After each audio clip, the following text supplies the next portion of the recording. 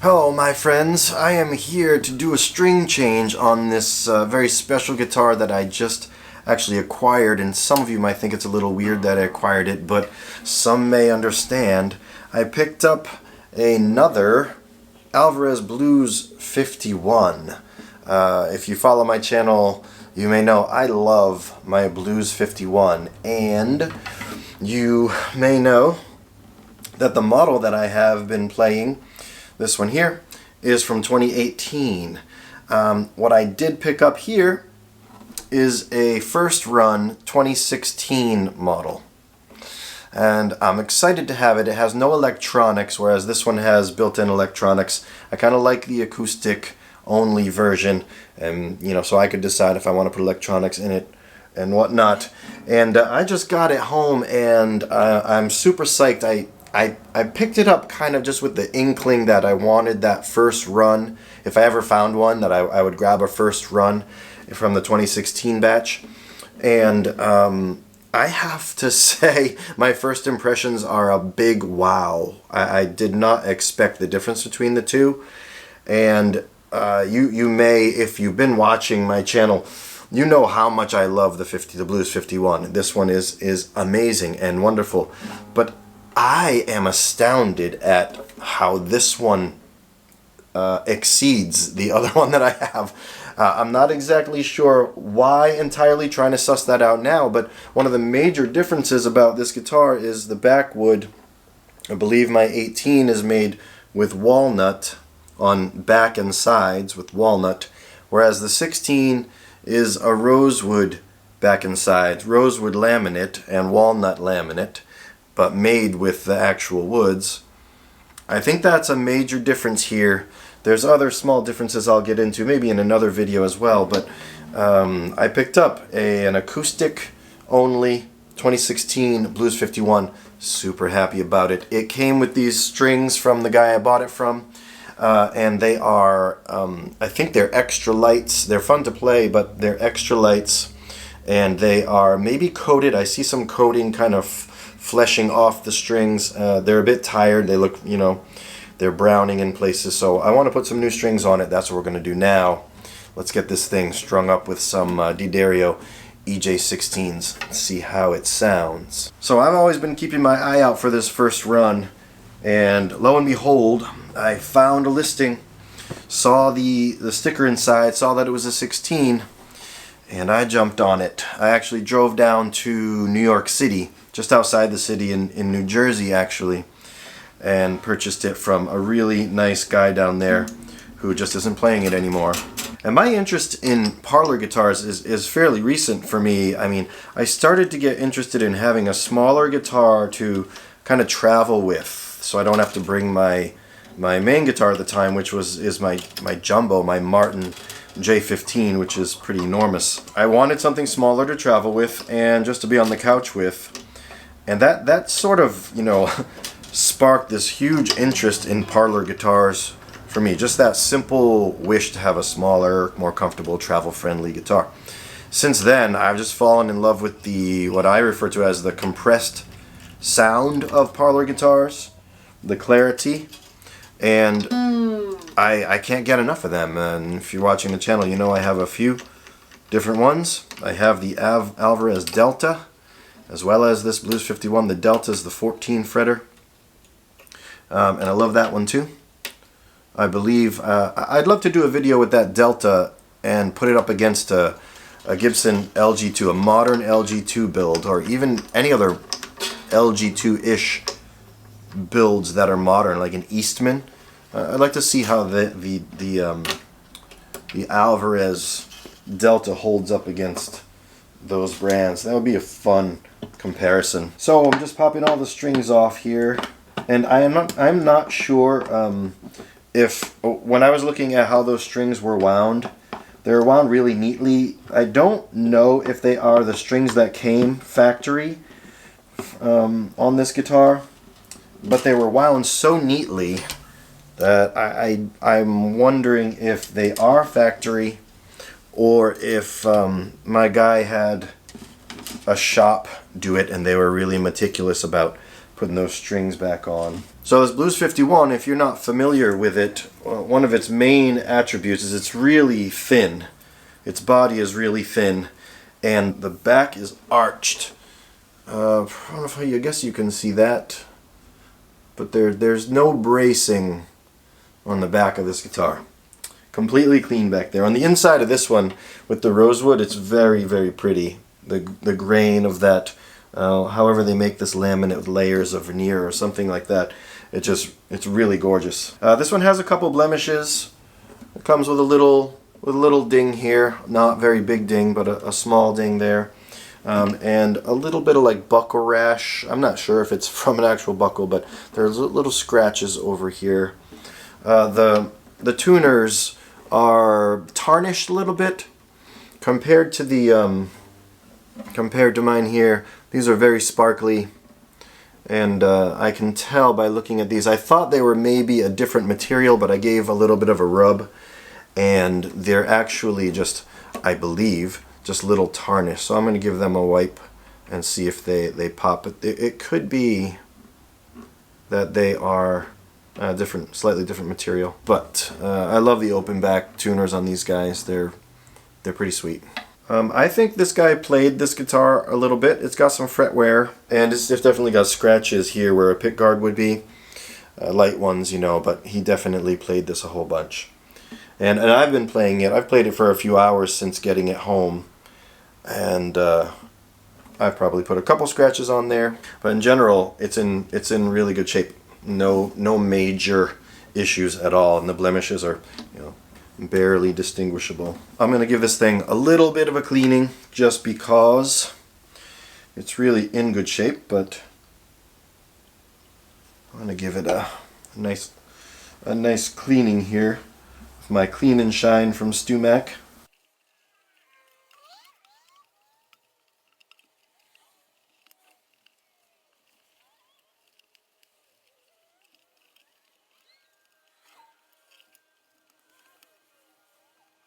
Maybe I'll just rub these tuners a little bit. That's definitely helping. They're shining up a little bit. I actually didn't mind that nickel type appearance that they had, but I could tell that wasn't what they were intended to be. So this changed things nicely. They're more shiny now. I'm happy with that. I don't need to do anything really to the fretboard here. It's in pretty good shape. All right, let's get some strings. And the nut and saddle on these guitars comes with bone. They're nice pieces. Oh, there's this little discoloration there at the base of the bridge. That's changing. Oh, there we go. I don't know, some sort of some dust settled in there or something. A little white stripe. I'm not sure what that was. So I've been playing this guitar for well, a couple days I think since I got it back here. And it's been a little interesting to play on such light strings. It's something enjoyable about playing with such light strings. It's almost like playing electric guitar. They're very slinky. The neck on this thing was like pin straight when I got it, like straight as an arrow, almost backbowed. And so the strings were rattling. The only thing I've done to it so far is I gave it a quarter turn, maybe a little more than a quarter turn on the truss rod.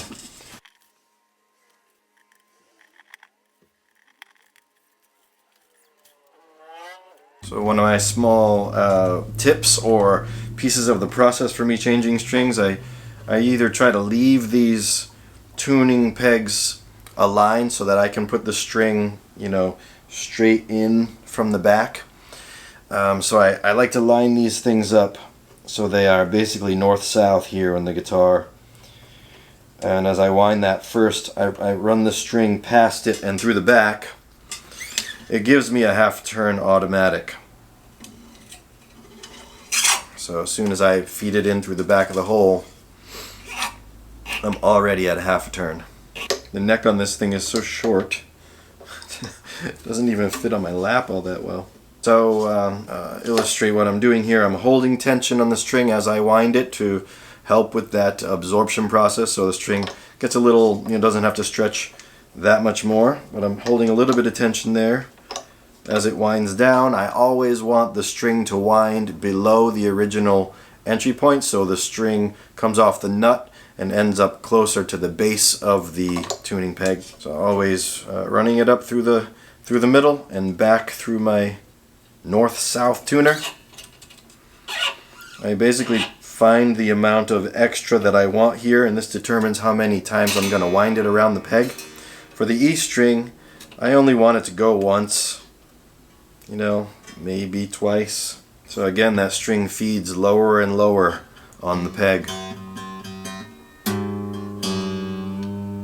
As I go down the strings, I leave more, I'm pulling higher on the strings, so I want these smaller strings to wind a few more times, a couple more times than the E or the A string. And I think the reason being there's more grip. There's more grip there, especially on the B and the E strings. If you only wind it once, you know, it's not going to hold as well.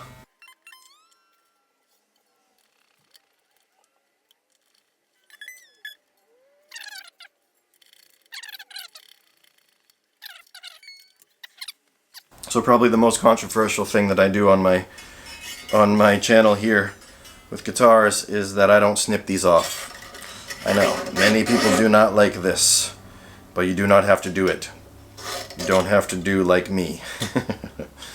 But I leave these coils on. The two most controversial things about my channel: how I wind my strings is definitely number one, and then my hair. You know, if there's ever been anything other than amazing comments of so much support on this channel, which is actually what keeps me going a little bit, because the experience here has been overwhelmingly positive. You guys are just absolutely feel like friends to me in the comments. It's incredible. I hope that you guys have the same experience if you have a channel too. And it feels redundant to tell this story again and again every time I do a string change, but the reason I do this is because a couple times changing my strings about 20 years ago, is I reached over to my headstock at some point, you know, just adjusting something or whatever, and the B or the E string went up under my fingernail, like really went up real well because I didn't cut it real tight. And it happened to me twice, like pretty quickly, right, one after another. And since then I was like, I'm not snipping my strings, and hey, I've stuck with it and I don't mind it. But it does take a little bit extra work here at this phase and on the removal phase. Hey, there we go. I am gonna bring this thing up to half step down.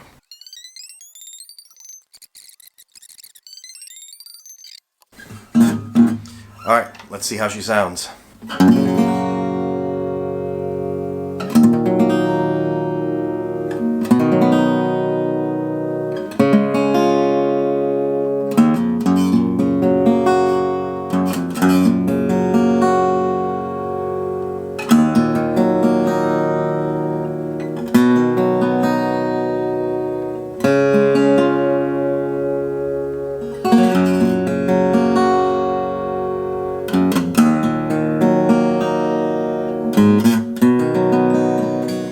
And I just realized it's time for a new thumb pick. I'm gonna get a new thumb pick right now. And you can see my the thumb pick is burnt out here. I wonder if you can see. This is the old one. It's starting to sound sharp because there's like a burr on this edge here. Yeah, these are just Dunlops.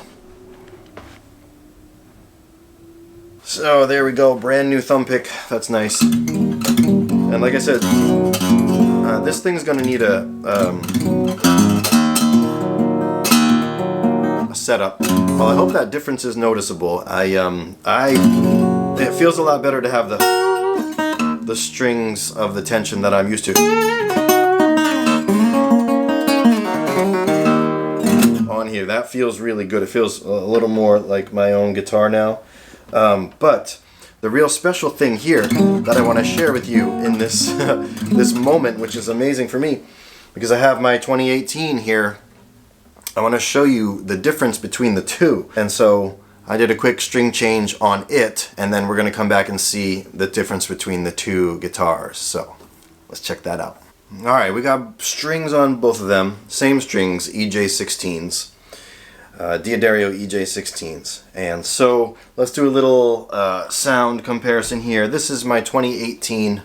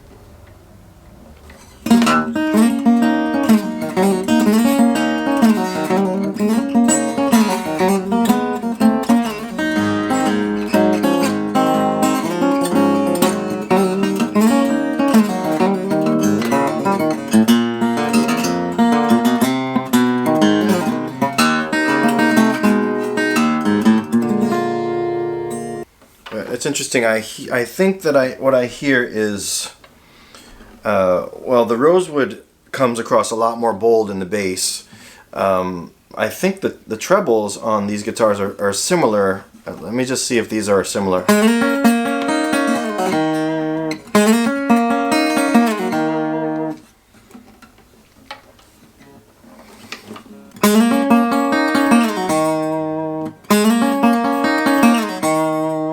I think there's a crispness coming across in the 2016 here, but then the bass of the walnut, the 2018,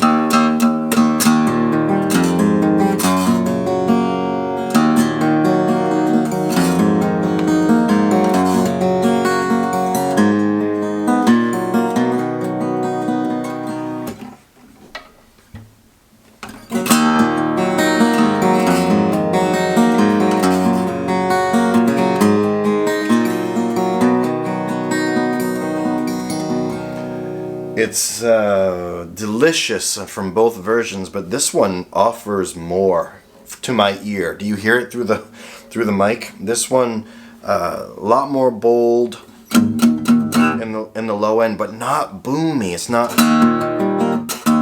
It's still focused.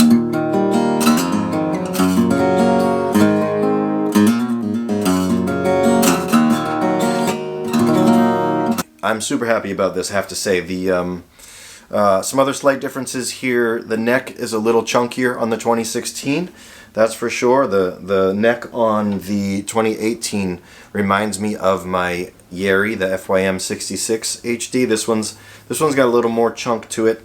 Down here as well, at the neck, the base of the neck here, this is just chunkier too. This stands taller and it's a lot chunkier. This one's thinner and pointier. I'm not sure you can really get a sense of that, but probably can't see because I can't get them that close together. But that's one difference that I noticed besides the back and sides. If you guys are still with me, you know I love this Blues 51. I love my Blues 51, and I actually can't believe that this one actually seems to be even more of what I love about this one. It's hard to believe, hard to imagine, but it's happening. So I would never call this guitar a dud, that's for sure. This one might be a unicorn, but it might just have the brightness that comes through the strings from the back and sides being the rosewood.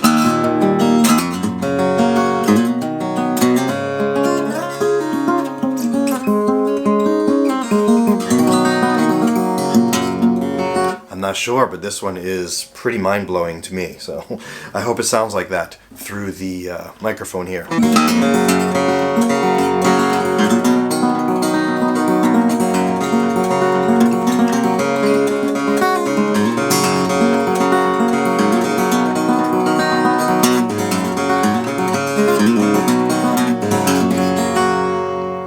Hey, thanks for sticking with me. Thanks for tuning in. See you in the next video. Take good care.